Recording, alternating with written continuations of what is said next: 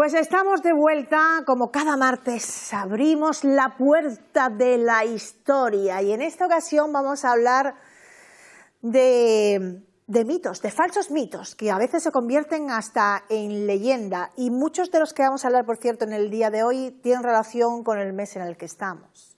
El pasado 1 de noviembre, pues se seguía celebrando una efemérides en negativo, según cómo se vea, también, según cómo se vea, de ese mal llamado, de ahí ese mito, falso mito, terremoto de Lisboa. Yo decía, según cómo se vea, porque la arquitectura pombalina, por ejemplo, está muy presente, ya no solo en Portugal, sino incluso también en otros lugares cercanos a España, y eso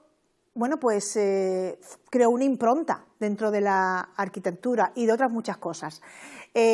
Pero no dejó de ser un terremoto, que más que terremoto fue un maremoto, y se llevó muchas vidas por delante. Algo que, por cierto, por desgracia, hace 2 semanas hemos vivido y seguimos viviendo sus consecuencias, como es la Dana en Valencia y en otras comunidades. Bueno, vamos a hablar de falsos mitos y nos viene a colación hablar de un maremoto, de un terremoto, como siempre se le ha conocido, que tenía, o que se decía que tenía epicentro en Lisboa, y que posiblemente eso está dentro de ese falso mito. Pero quien viene a hablar de ello, porque además es entendido en la materia, como cada martes, una asociación que se mueve por toda la provincia y que hacen un trabajo y una labor increíble, de cum laude, como es Agip Huelva. Hoy de nuevo tenemos con nosotros en plató a su tesorero, Antonio Maestre. Antonio, buenas tardes. Buenas tardes, qué bonito volver, tenía ganas. La verdad que sí, ¿estás a gusto? Pues es el objetivo, es el objetivo. Muchísimo. ¿Cuántos falsos mitos hay, no? Un montón, y no te puedes ni imaginar, Paola, a diario, cada vez que estamos en la calle, mis compañeros y yo trabajando con turistas, con forasteros, incluso la gente de Huelva, que tienen ciertas ideas preconcebidas y dadas por válidas, dadas por certeza, cuando no lo son. Entonces hablamos, yo te propongo hoy una serie de mitos o leyendas o creencias populares para echarlas por tierra, o incluso algunas de ellas puede que sean simplemente aclaraciones, y efectivamente muchas de ellas van a tener relación o tienen que ver con el terremoto de Lisboa. Son muchas las que hay en la memoria colectiva. El terremoto de Lisboa, su epicentro no estuvo en Lisboa. No, se le llama terremoto sin serlo, es decir, ese es el primero de los falsos mitos. Nunca fue terremoto y nunca tuvo el epicentro en Lisboa, no estuvo frente a Lisboa. Estuvo frente a las costas del Cabo de San Vicente, es decir, si tenemos presente que la península ibérica tiene forma de perfil humano, de carita, si esto fuera la barbilla, el Cabo de San Vicente, aquí podríamos trazar una línea, como si nos dejáramos una barba súper larga, y llegaríamos al epicentro. Estuvo frente a las costas, como digo, del Cabo de San Vicente. Por tanto, a unos 100-150 kilómetros aproximadamente en mar abierto. Por tanto, no podemos hablar de un terremoto, sino de un maremoto.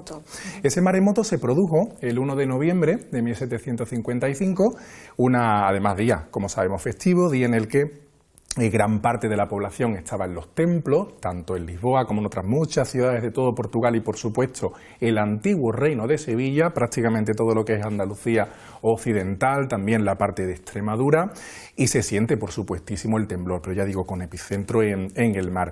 Y una media horita más tarde, aunque según la zona costera en la que estemos, media hora, 3/4 de hora más o menos, fue por la mañana, ya empezarían a llegar las correspondientes ondas u olas, es decir, la subida de las aguas. Y eso obviamente causa muchísimos más destrozos, muchos desperfectos. De hecho, lo que has comentado ahora con el tema de Valencia, cuántas veces yo viendo en casa y además con mis compañeros hablándolo, lo he dicho, digo, creo que hemos vivido o estamos viviendo una situación que podría ilustrar lo que se vivió aquel día y aquellos días consecutivos después del fatídico seísmo en Lisboa. ¿Y por qué lo llamamos de Lisboa? Por una razón, Paola, súper sencilla. ¿Qué había en el Algarve? ¿Qué había en esta zona de Huelva? Eran poblaciones menores. Eran poblaciones más pequeñas, entonces a la hora de sumar, como digo, destrozos, pérdidas humanas, pérdidas materiales, no sumaban como si lo hizo Lisboa. Lisboa, en aquella mitad del siglo XVIII, era una de las grandes potencias, una de las grandes ciudades de toda Europa. Por tanto, eso es, si habláramos en términos del milenio actual, si habláramos en términos modernos, pues era viral. Obviamente sumaba y en los medios hubiera, como ahora sucedió, por ejemplo, en el tema de Valencia. Sí, sí. Entonces, lo están comentando por aquí los compañeros, que es Paiporta y demás, otras poblaciones, pero claro, el Pues lo foco mismo. es Valencia para ser más conocido. Pues por eso, por grande y por cantidad, terremotos de Lisboa, pero realmente maremoto, pues no sé si llaman lo del Algarve o del Cabo San Vicente. Otro de los falsos mitos es que Isla Cristina no emerge de ese maremoto. Mira, eso me ocurre además mucho y sobre todo cuando lo explica gente de la Tierra es cuando yo más me cabreo, cuando más me enfado. ¿Por qué?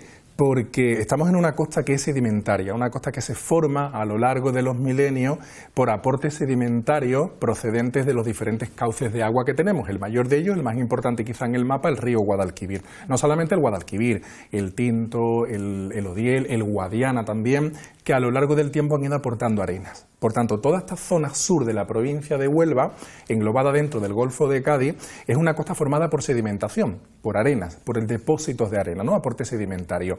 No hay ninguna masa de roca, ningún roquedo que emerja. Eso de decir que Isla Cristina emerge de un terremoto, eso es una película que va para nada. De hecho, ¿qué es lo que provoca, lo que sí es cierto que provoca el terremoto de Lisboa? La fundación o la decisión de la cofradía de San Telmo, que era la cofradía que aglutinaba a todas aquellas empresas pesqueras que estaban en Isla Cristina desde mucho antes, décadas antes, de hecho desde principios del siglo XVIII ya se conoce que había empresas pesqueras de Cataluña, por ejemplo, de la zona, no me sale ahora mismo el pueblo donde tenía la sede la cofradía, Mataró, de Mataró, del Maresme, de Barcelona, toda aquella zona ya había incluso hasta más de 40 compañías, se contabilizaron un poquito antes del terremoto, que iban y venían, como nos explicó nuestro compañero Juanma previamente en otro de las intervenciones en la tarde. ¿Qué es lo que provoca ese movimiento de tierra o ese maremoto? La decisión de la compañía de quedarse de manera estable durante todo el año, pero eso de que una isla emerja, que va, esa isla ya existía previamente. Por eso coincide su fundación con el 1755. Efectivamente, ya el invierno del 55 al 56, para custodiar las instalaciones, pues ya hay una población estable. Ahí tenemos a Josefaneca, por ejemplo, como primer guarda, y Arnau como primer patrón que se establece en la isla. Pero lo que es la isla geológica, ese aporte de arena ya existía. De hecho, si tiramos de cualquier mapa de los siglos XVI y XVII, por ejemplo, anteriores al terremoto, veremos que nos presenta la costa de Huelva con una sucesión de diferentes islas o antillas, que también las podemos llamar así, diferentes islas formadas por sedimentación, por acumulación de arena. Ya Isla Cristina, por tanto, existía. Bueno, existía lo que es la isla, pero no podemos decir eso de que Isla Cristina emerge tras un terremoto, eso es mentira. Otro de los falsos mitos, uno de ellos era que Isla Cristina emergía de ese falso terremoto, que no es así, como nos ha solventado la duda el compañero Antonio.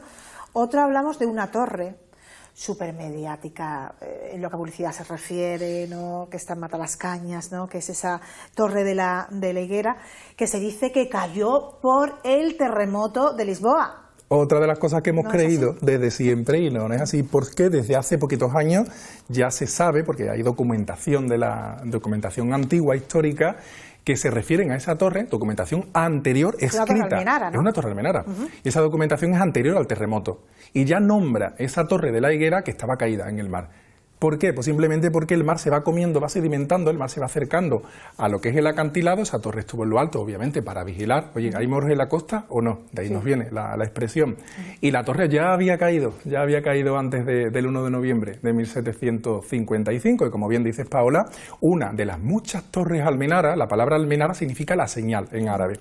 Una de las diferentes torres almenara que se construyeron bajo el reinado de los reyes filipinos de la Casa de Austria. Sabemos que entre 1580 y 1640, Felipe II, Felipe III, hasta Felipe IV tienen tanto España como Portugal bajo su cabeza, o lo que sería coronándose como reyes de ambos países, lo cual no significa, que eso puede ser otro mito que podríamos encontrar, otra falsa creencia, lo cual no significa que hayamos sido durante ese periodo un único país, nunca. Siempre España fue España, siempre Portugal fue Portugal, solo que compartimos reyes durante esa época. Y claro, necesitaban, además también porque la Casa Guzmán era la gran propietaria de prácticamente todo este terreno, del 90% de este terreno, y tenían que tener su costa segura ante cualquier tipo de incursión. Por eso las torres almenaras. Qué curioso. ¿Y lo de no hay moros en la costa? ¿Hay moros en la costa o no? Porque esas torres no frenaban los ataques, simplemente avisaban, no frenaban. Otro falso mito, que nos va a solventar la duda el compañero Antonio. ¿El terremoto de Lisboa destruyó Huelva? No. No, mira, cuántas veces, sobre todo con guías que vienen de fuera, con grupos organizados que vienen de fuera, y me los cruzo por la calle, y ¡ay, no! O incluso entre la población también existe esa creencia. Huelva capital nunca fue destruida por el terremoto. Es decir, no podemos echarle la culpa a este terremoto de la falta de patrimonio. ¿Qué era Huelva en el siglo XVIII? Era una sede menor de la Casa Guzmán.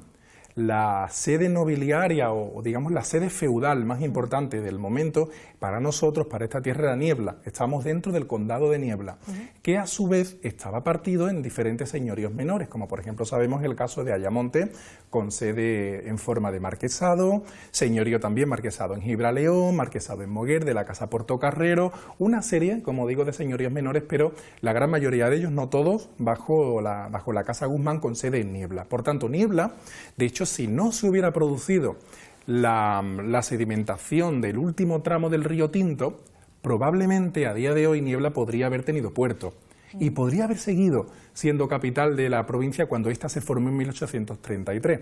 ¿Qué ocurre? Que cuando en esos primeros momentos, o primer tercio del siglo XIX, se forma la nueva provincia de Huelva, ¿qué sentido tiene darle la capitalidad a una ciudad que, por mucho que haya tenido la importancia histórica, hablo de Niebla, no tenía ya la posibilidad de recibir barcos, de tener puertos? Por eso la capitalidad se la lleva Huelva después del estudio de una serie de candidatas.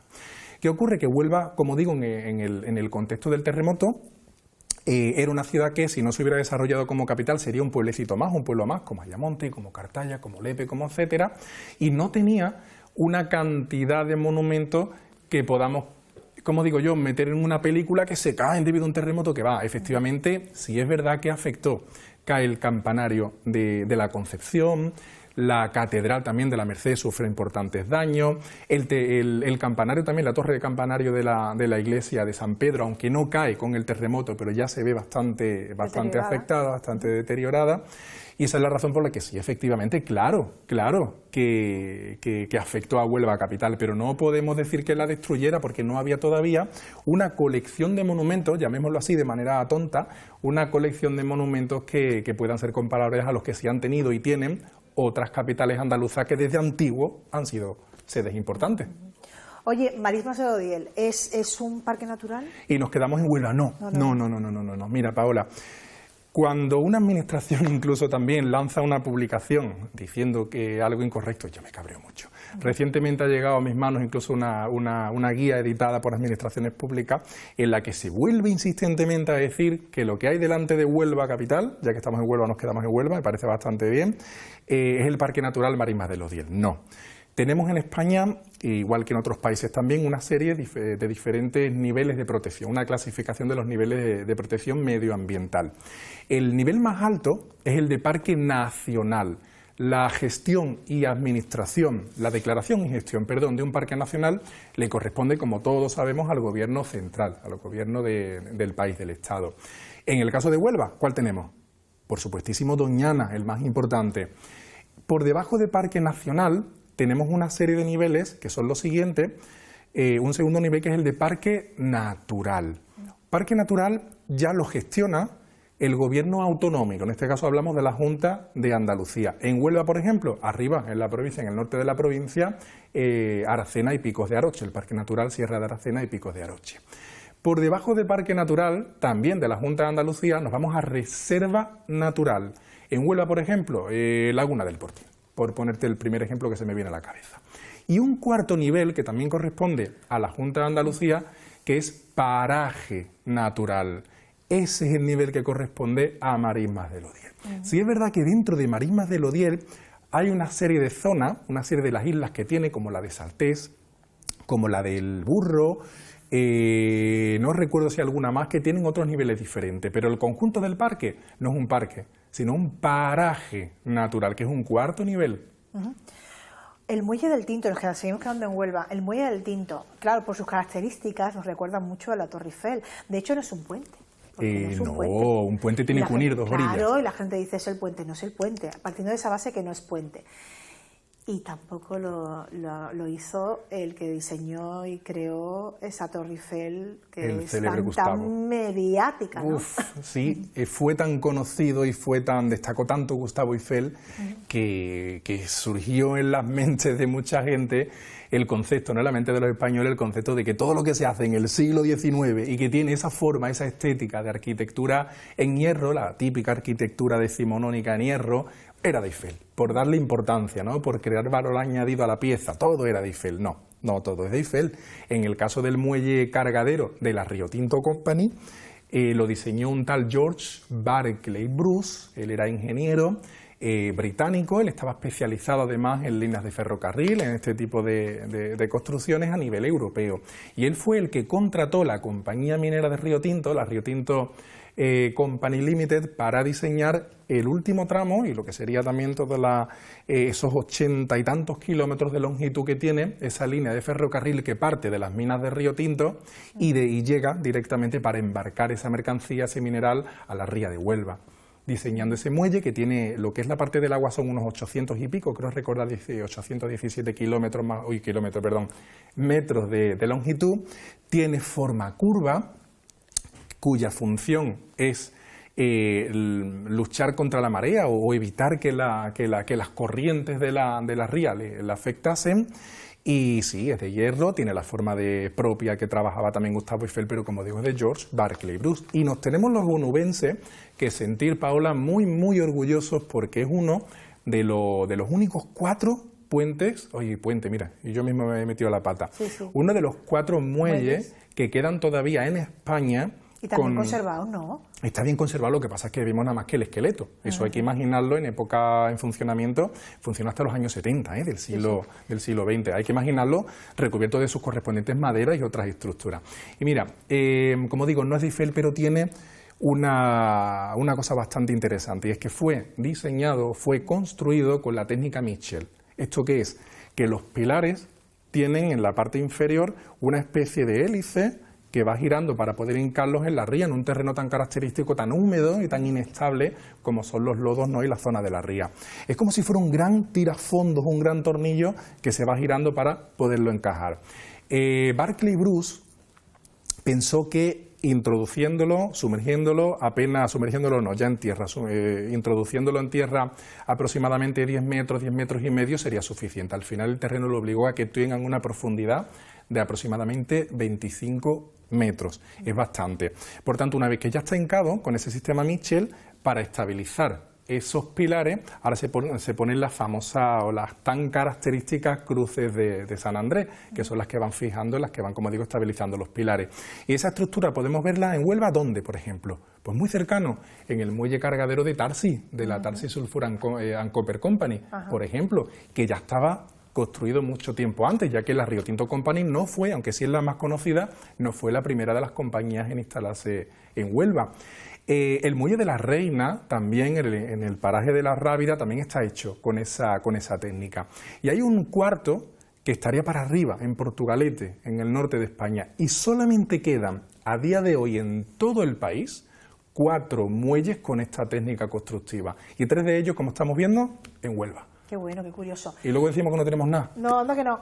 Te lanzo una sugerencia, que has hablado de ello en el día de hoy y la verdad es que me llama mucho la atención. ¿Cuáles fueron las poblaciones que estuvieron como candidatas para ser capital? ¡Hala! Pues creo recordar así ahora mismo, puede ser Ayamonte, Moguer creo que también, Moguer, Ayamonte, Trigueros puede que también, tendría que investigar un poquito, no me acuerdo, pero por ahí anda. Sí. Oye, venga, me lo anoto. ¿Y por qué la elegieron como candidatas? Pues ya tienes trabajo, ¿eh? Me lo anoto, y como tú eres tan bueno, porque eres el mejor, ¿eh? No, has provocado que yo en cuanto llegue a casa me ponga ya a investigar. A que eres inquieto como yo, eso está bien. Demasiado. La inquietud es muy importante. Gracias, Antonio, como siempre. A ti, por Gracias supuesto. a GIP Huelva, que nos abre esa puerta de la historia de nuestra provincia.